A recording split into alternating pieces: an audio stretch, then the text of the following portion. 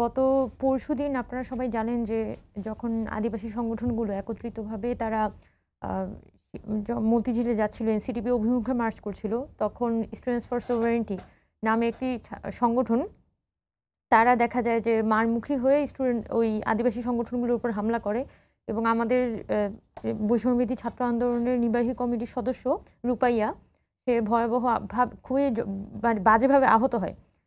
এবং আমরা তার ক্ষত চিহ্ন দেখে আসলে যতটুকু বুঝতে পারছি তার মাথায় 12টা সেলাই লেগেছে এবং তাকে যেভাবে করে আসলে আঘাত করা হয়েছিল, তাকে প্রথম আঘাতটাই কিন্তু মাথায় করা হয়। তার শরীরের অন্যান্য জায়গার থেকেও সবথেকে বেশি টার্গেট করা হয় তার মাথাকে এবং তাকে বাঁচানোর জন্য তখন ডন জেত্রা ভাই উনি তাকে বুক পেতে দেন এবং তার মাথাটাকে আগলে রাখেন। তো তখন ডন ভাইয়ের হাতের আঙ্গুল ভেঙে ফেলা হয় পিটিয়ে এবং তাকেও ঘাড়ে পেটানো হয় এবং ঘাড়ে পিটিয়ে মানে শুধু ফ্র্যাকচারটা হয়নি কিন্তু খুবই বাজে পরিস্থিতি। তার মানে বোঝা যাচ্ছে যে এখানে রূপাইয়াকে যেভাবে করে আঘাত করা হয়েছিল এখানে নিশ্চয়ই একটা ইন্টেনশনাল বিষয় ছিল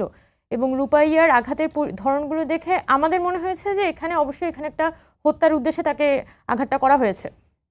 তা না হলে তো এখানে অতর্কিতভাবে অন্যান্য অংশেও কিন্তু হামলা করার কথা, কিন্তু স্পেসিফিক্যালি তার মাথাকে টার্গেট করেই কিন্তু এখানে আঘাতটা করা হয়েছিল। এখন গতকালকে যখন পরবর্তীতে বিভিন্ন ছাত্র সংগঠন একত্রিতভাবে শিক্ষা মন্ত্রণালয়ের অভিমুখে মার্চ করছিল তখন কিন্তু পুলিশের তো আসলে কোনো প্রয়োজন ছিল না। তারা যখন ব্যারিকেড দিচ্ছে,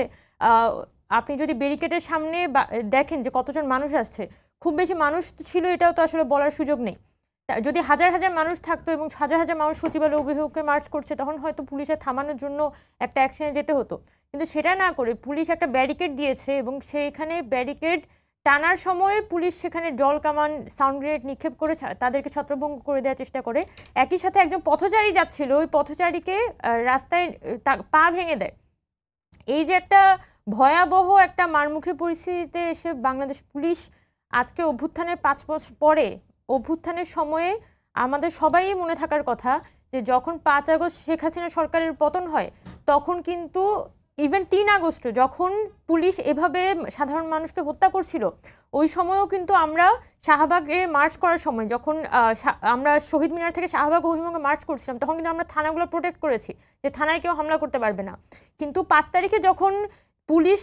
টোটালি পুলিশের ব্যাকবোন ভেঙে যায়, এরপরে কিন্তু আমরা বৈষম্যবিরোধী ছাত্র আন্দোলন বলি, ইভেন পরবর্তী অন্তর্বর্তীকালীন সরকার সকলেই কিন্তু এখানে পুলিশের সাপোর্টে দাঁড়ানোর চেষ্টা করেছে, কারণ দেশে আইনশৃঙ্খলা পরিস্থিতি খারাপ। তো পুলিশকে রিফর্ম করে এনে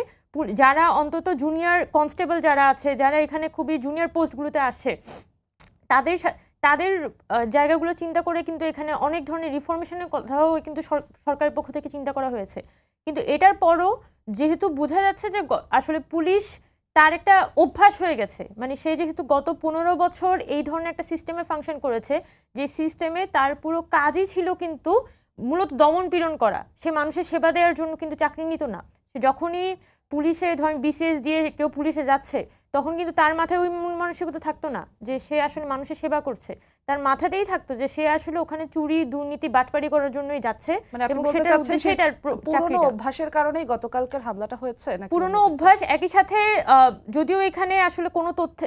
তথ্য না থাকলে বা কোনো প্রমাণ না থাকলে তো সেটার ভিত্তিতে কিছু বলা যায় না, কিন্তু স্পেসিফিক্যালি আমরা মনে করি যে এখানে পুলিশ যে এভাবে অতর্কিতভাবে হামলা করেছে তার সাথে অবশ্যই অন্তর্বর্তীকালীন সরকারকে এখানে দুর্বল করে দেওয়া, ইভেন সরকারের আসলে কতটুকুই আইনশৃঙ্খলা বাহিনীর উপর হাত আছে এগুলোও একটা বড় ধরনের কোয়েশ্চেন আমার মধ্যে তৈরি করেছে। এবং আমরা মনে করি যে পুলিশের যে বিভিন্ন এজেন্সি দ্বারা পরিচালিত হওয়া এবং বিভিন্ন শক্তির আসলে এই গ্রুপটাকে পরিচালিত করা নিজেদের উদ্দেশ্যে, সেটা একটা বড় প্রভাব রাখতে পারে তাদের এভাবে করে হামলে পড়ার পিছনে। তবে এবং এটার আসলে ব্যাকগ্রাউন্ড কারণটা কি আমাদের পক্ষে তো আসলে এটা সব থেকে বেশি বলা সম্ভব আসলে গভর্নমেন্টের পক্ষে। গভর্নমেন্ট যদি সরকার এখানে মুখ খুলে এবং সরকার যদি এখানে সরাসরি কথা বলে তাহলেই কিন্তু এই শুধুমাত্র এই বিষয়টা খোলাসা হওয়া সম্ভব। তবে আমাদের কাছে বিশেষ করে বৈষম্যবিরোধী ছাত্র আন্দোলনের কাছে এভাবে অতর্কিতভাবে হামলে পড়াটা এটা আমাদের কাছে খুবই আশ্চর্যজনক লেগেছে, কারণ আমরা জানি বামপন্থী সংগঠনগুলো কিন্তু বছরের পর বছর তারা প্রোগ্রাম করেছে, সচিবালয় অভিমুখে মার্চ করেছে, কখনোই আমরা দেখিনি যে শেখ হাসিনার আমলে যখন এভাবে করে হামলে পড়তো, ইভেন শেখ হাসিনার আমলেও কিন্তু এভাবে করে কিন্তু জলকামান নিক্ষেপ করা সাউন্ড গ্রেনেড নিক্ষেপ করা এই কাজগুলো করতো না। তো হুট করে 30-40 জন মানুষ এসে তাদের উপর এভাবে ঝাঁপিয়ে পড়া, এটা অবশ্যই অনেক ধরনের কোয়েশ্চেন তৈরি করে আমাদের সকলের মধ্যে। শুধুমাত্র এটাই নয়, এর আগেও কিন্তু আপনারা জানেন যে প্রাইম এশিয়া ইউনিভার্সিটির স্টুডেন্টরা যখন শিক্ষক এবং ছাত্ররা যখন গিয়েছিল সচিবালয় অভিমুখে, তখন কিন্তু আমরা তাদের সাথে যখন কথা হয়েছে, ছাত্ররাও বলছে শিক্ষকরাও বলছে যে তারা তাদের ভিতর থেকে কিছু প্রতিনিধি কিন্তু সচিবালয়ের ভিতরে যায় কথা বলার জন্য, এবং বাকিরা কিন্তু সচিবালয়ের বাইরেই ছিল, এবং যারা বাকিরা ছিল তাদের উপরে পুলিশ হামলে পড়ে এবং তাদেরকে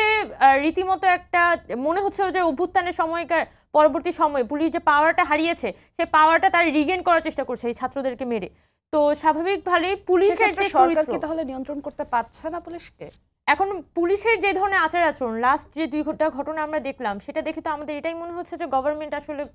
পুলিশের উপর বা আইন শৃঙ্খলা বাহিনীর উপর যে ধরনের ফুল কন্ট্রোল আসার কথা, সেটা আসলে গভর্নমেন্ট পুরোপুরি রিগেন করতে পারে নাই। এখন গভর্নমেন্ট সামনে গিয়ে যে সংস্কারগুলো করবে, যদি দেশের আইন শৃঙ্খলা বাহিনীর উপর তাদের যদি পরিপূর্ণ নিয়ন্ত্রণ না থাকে, তাহলে এই সংস্কার কার্যক্রমগুলো করার ক্ষেত্রে কিন্তু নানান ধরনের বাধা তৈরি হবে, এবং তারা সেগুলো কিভাবে করে মিটিগেট করবে, এটা একটা বড় ধরনের কোয়েশ্চেন তৈরি করে।